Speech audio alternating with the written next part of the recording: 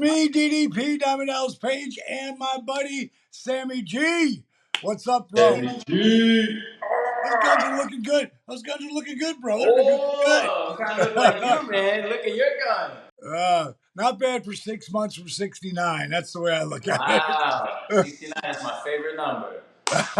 Just the other day, it came across. This is why I wanted to talk to you, and I wanted to have it live so we could get the, get the viewpoint from you of what I'm calling the greatest cutter that I've ever seen.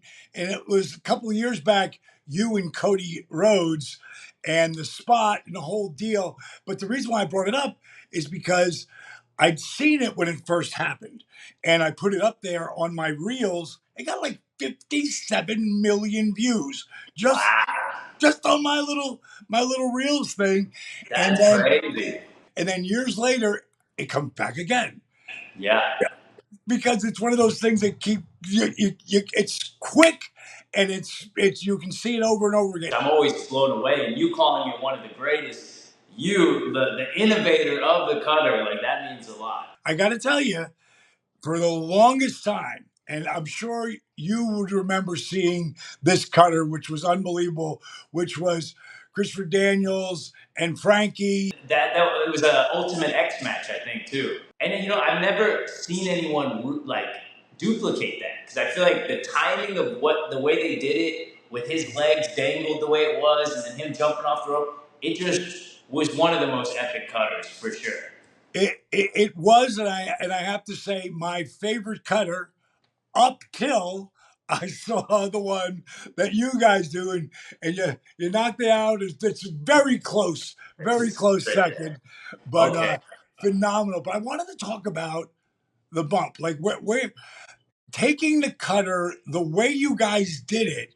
Like who brought that up? Going into that match, Cody, he wants to give the people a show they're never going to forget. And I didn't know it at the time. Maybe he did, but that was also his final AEW match. And, he could have easily phoned it in, but he gave it 110%. Like, he wanted to do so much craziness. And so going into it, I know what Cody's mindset is just like, go balls to the wall. So I'm thinking of all these crazy things, and I actually got back from Brazil and flew straight to where the show was at. And on the plane, the whole time I'm just thinking, like, what can we do? What can we do? And I know the Hardys, they would do a move where Jeff Hardy would spring off the top rope over the ladder into a leg drop. And then I thought, like, what can I do? Something like that.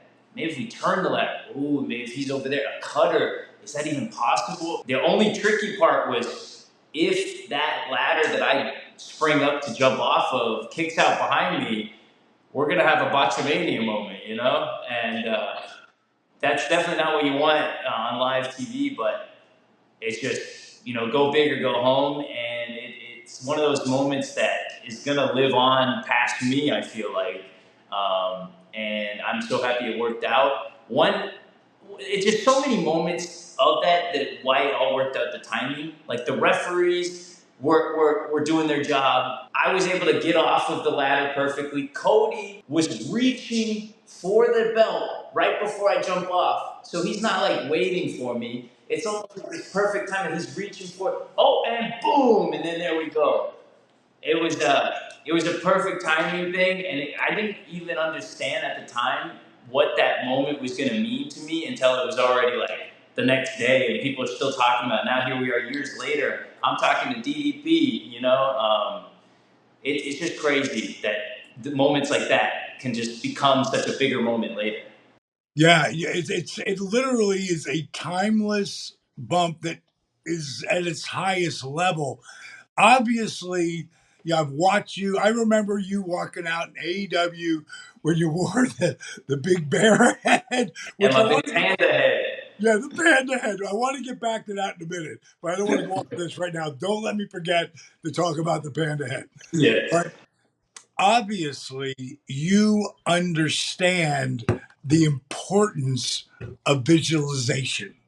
Like in your brain. Like if I'm talking to a football team before they go out, I'm like, guys, this game has been won and lost right here in the locker room before you ever walk out there.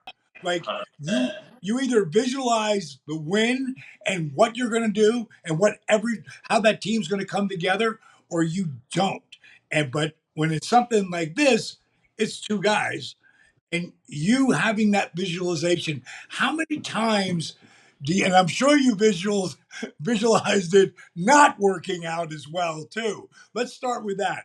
Like I know that only goes in there for a blip and you push it out, but did you have a plan B? I mean, yeah, honestly, because I would be so embarrassed myself. Like, me and Cody kind of jokingly talked about it. It's like, what happens if the ladder just kicks back and I just completely bust my butt, you know? Um, and he was like, oh, we could just fix it. You push me over the ladder. I'm like, no, I'm going to stay down and you just win because I'm going to be so embarrassed if I mess this up. So, yeah, that was plan B. Cody wins. It's something that Cody had, and because I've been with him since he was 12. Yeah. And to see him his sophomore year, he told me when I said to him, "When are you going to start playing football?" And I always used to call him Young Buck back then. Crazy how that works out, but I called him Young Buck from like 12 to 19. And at the time, he was a sophomore, and I said, so when are you supposed to start football? Because Dusty had brought me in to talk to the team every year, you know? And he said, I'm not Yeah. going to play football this year. I go, what? You're not playing football? You love football. He goes, yeah, I do. He said, but I really think, I can really do something in wrestling.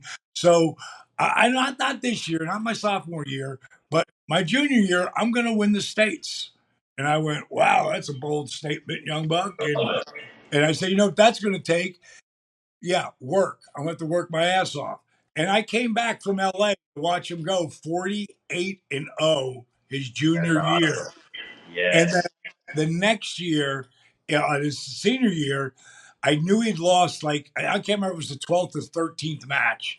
I was like, "Hey, young buck, what's up?" He's like, "Dallas, I lost," and I was like, "Thank God." He was like, "What? Why would you say that?" I said, "Coach, you don't learn anything from winning, bro.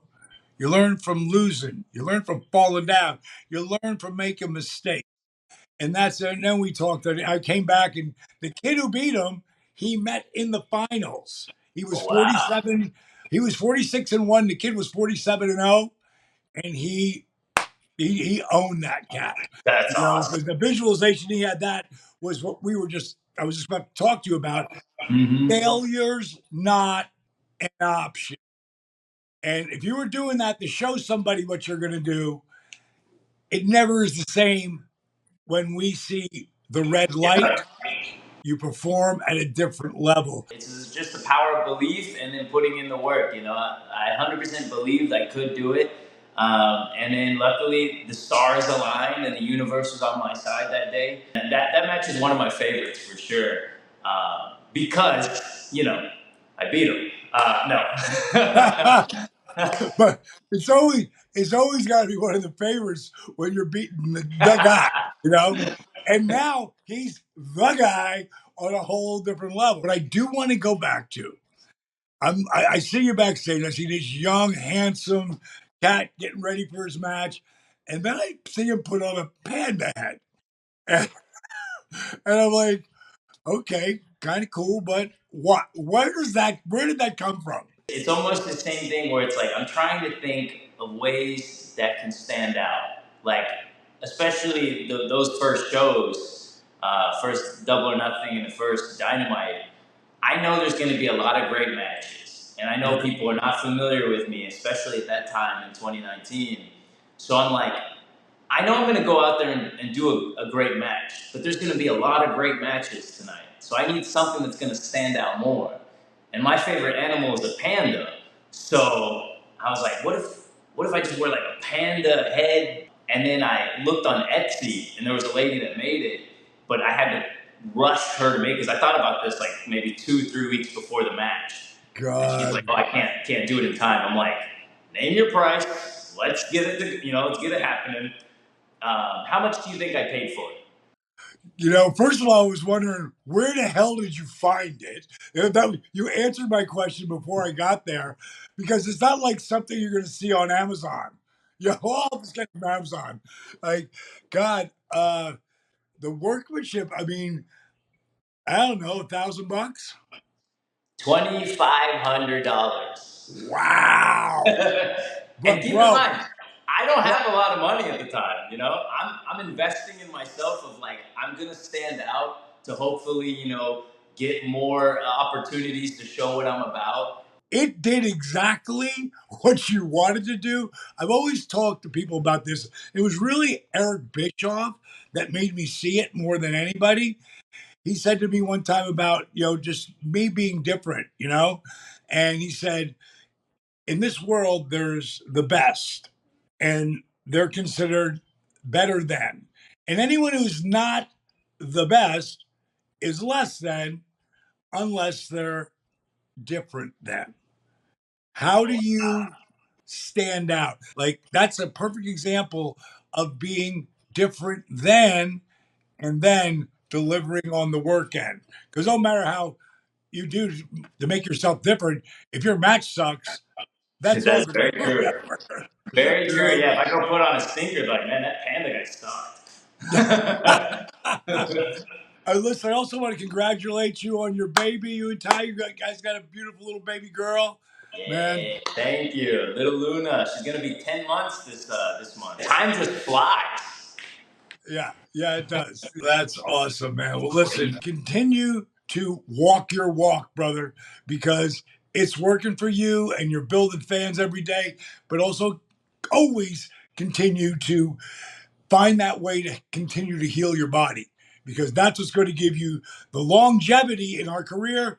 But as you take care of Luna and your grandkids, you want to be around for all that and be mobile, my brother. Oh So yes, looking 100%. forward to you coming to Paige's Retreat when we open it up. And I want to take you and your beautiful wife separately through DDP's gauntlet. Are you ready for that? Let's do it. Let's do it, brother. Bang. All right, baby. Have a great day and feel the bang.